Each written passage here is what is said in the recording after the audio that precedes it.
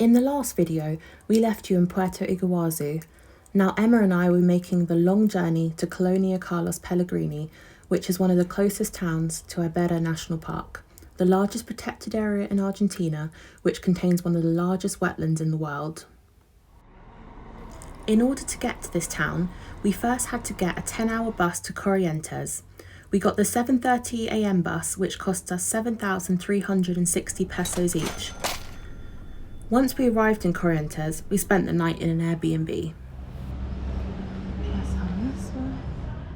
The next day at 2 p.m, we got the bus to Mercedes, which only took around 3 hours and cost us 2,175 pesos each. We stayed in a hostel that I found on Google Maps. The family who owned this property was so lovely and it only cost 3,000 pesos each. So we have made it to Mercedes, and this town is so small it only has one taxi.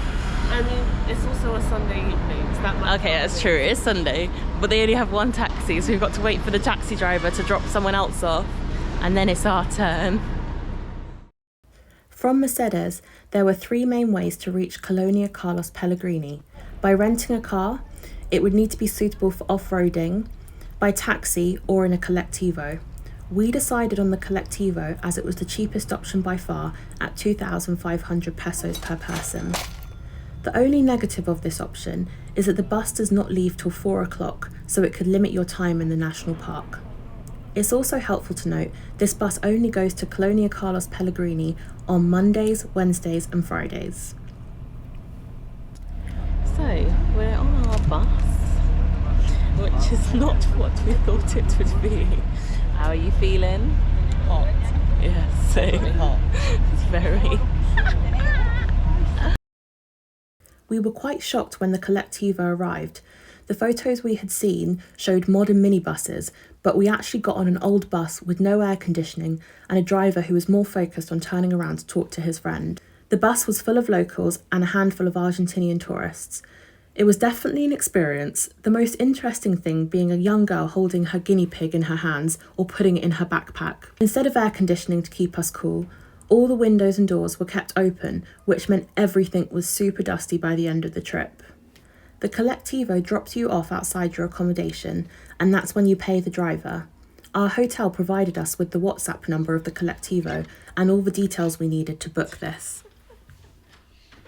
So we have quite a big room that can sleep 5 people. And then we've got our bathroom, cum wet room. Hello! We have made it to Colonia Carlos Pellegrini, which is in the middle of nowhere. Literally. But we've made it to our accommodation, and you'll see why we're here, well hopefully why we're here. Hopefully it'll be worth trekking all this way. But we're just looking for some food, and the lady has, I feel like whenever I'm talking to you guys I'm saying I'm hungry. Not always hungry. The lady is recommending a local place for us to go and get some food. So we're heading there now.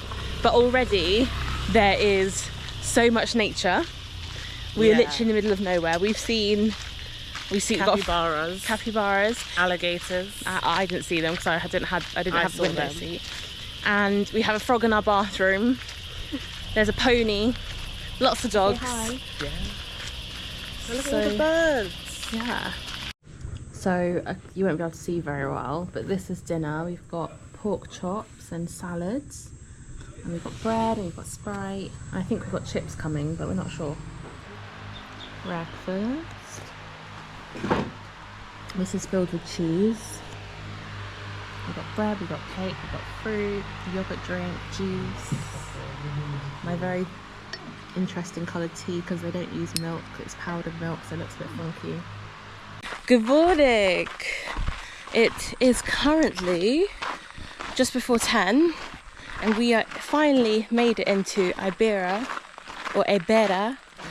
National Park, and we're on a bit of an adventure because this is very much off the beaten track. And there's one, we've picked the cheap way to do it, which means we have less guides on what we're actually doing. So at the moment we're walking to get a ticket, so we have to get a wristband, which gives you 5 days access to the park, even though we're not going to be here for all 5 days, but it's what you do. But because we're kind of doing it by ourselves, we're a bit blind at the moment to what's going to happen. And no one here speaks any English. Also, the information online is rubbish. So they have their own special website that gives you very little information. Yeah. We are, I think from what we've seen, we're the only people who aren't Argentinian here. All the tourists are Argentinian or other parts of South America.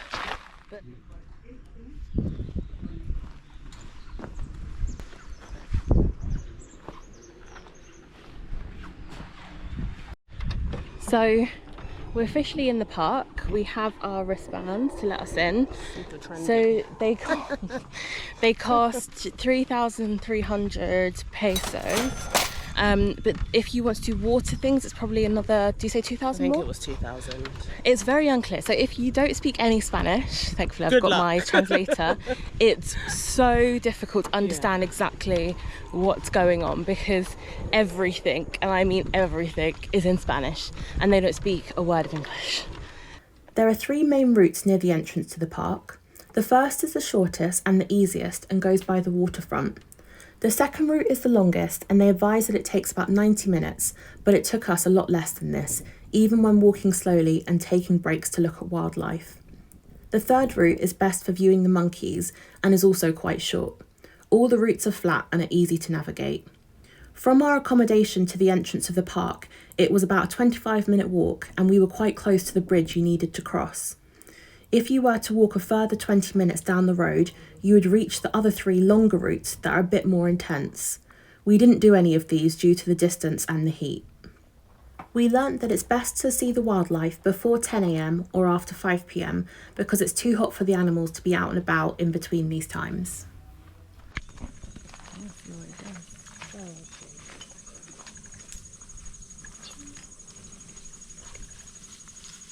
This is the world's largest rodent. So this is a giant rat. I don't like trees.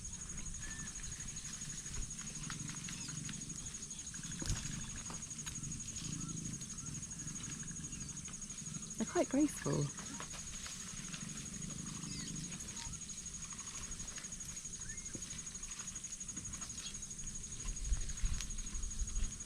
I don't know how the babies are going to do it.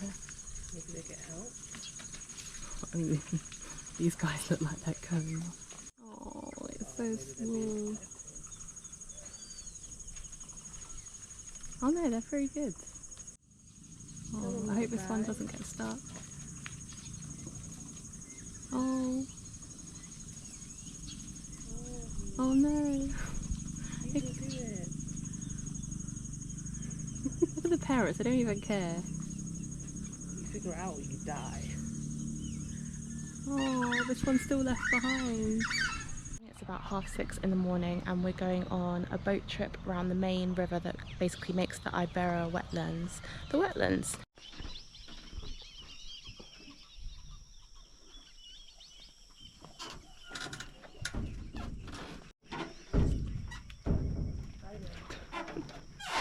If anyone knows me, you know that I'm the clumsiest person in the world.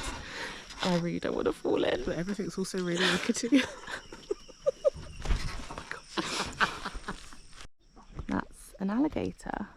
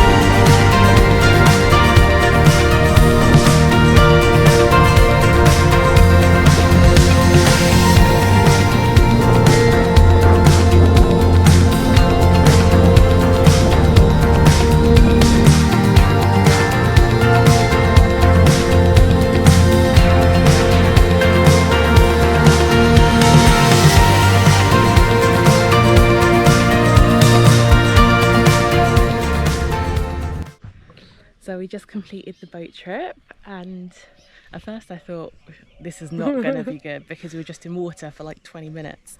But we got taken to the wildlife, and there's wildlife everywhere. Yeah. To the point where you were looking like this, like trying to get what's the next, next bit. But it was good. Yeah. But no, it was definitely a good trip. Yeah. And even though it got hot, you got the nice breeze off the water. It was very nice. Got soaked. Yeah, I got soaked on the way back. But we've made it onto dry land. And no one fell in. Yay! Because it got so hot during the day, we spent most of our afternoons by the pool or napping before returning to the park in the evening once it was a lot cooler. So we're just taking in the view, which is lovely. I know I am. And we tried looking for monkeys today. We've seen every single animal but monkeys. We kind of saw them. We kind of saw one monkey. Well, I saw like glimpses. Like when I say glimpses, it was pathetic. But yeah, we're probably not going to see it tomorrow because we'll be back on the way to Buenos Aires. But we've seen so many animals, so many, and it's not hard to find. Yeah, lots of cool birds, gators / crocodiles. So yeah, so some people say they're alligators, and some people and they say crocodile, which I don't know if that translates an alligator or crocodile. You'd think crocodile, but I bet it's going to be like alligator. Yeah, I mean, does it matter? Isn't like the difference like the snout is wider than the other? Is that literally the difference? I think so. That's how you can tell the difference. I thought it was like size as well. I thought crocodiles are bigger. I haven't watched the Crocodile Man for a while. What's his name? The crocodile, he's dead. No, I know, but I've watched it for a while. Steve Owen. Yeah. So we're just chilling, enjoying the sunset, and then I think go and grab some dinner. Yeah, same as usual. Yeah, hopefully have something different.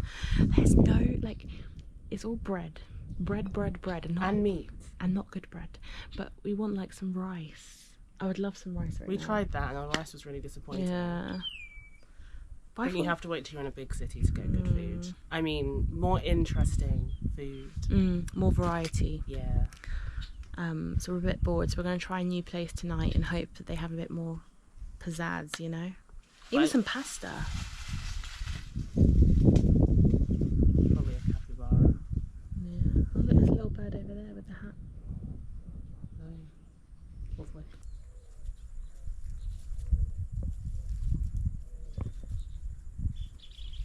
So we are at this cafe,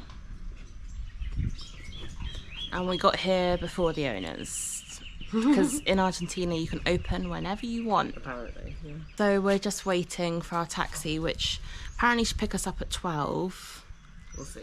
We'll see. So we went through a taxi company, but they don't own the cars, or the drivers don't work for them. So they just kind of book things, but they don't own the taxis or have a contract with the drivers. So we asked them how much it would be. We agreed a price.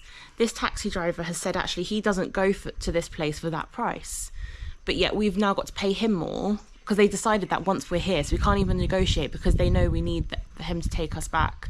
So it's just a whole faff, because now we're having to pay more for the exact same thing because they can't communicate, or the tax company can't honour their price and be like, we promised them this price. Yeah, sorry, I was looking at the dog. So an update. The owners of this cafe have turned up, and they said they need to go and get their cat vaccinated. So if we need a taxi, I think they want to come with us. And the moment they're putting their cat into a bag to potentially come with us, they're speaking to our taxi driver apparently. This whole thing is very weird. We literally have no clue what's going on. But I mean, if, like Emma said, if they want to help spread the cost of the taxi, one extra person and a cat is not going to hurt. In the end, it turned out that it was just the vet showing the taxi back to Mercedes with us. Join us in our next video as we explore more of Argentina.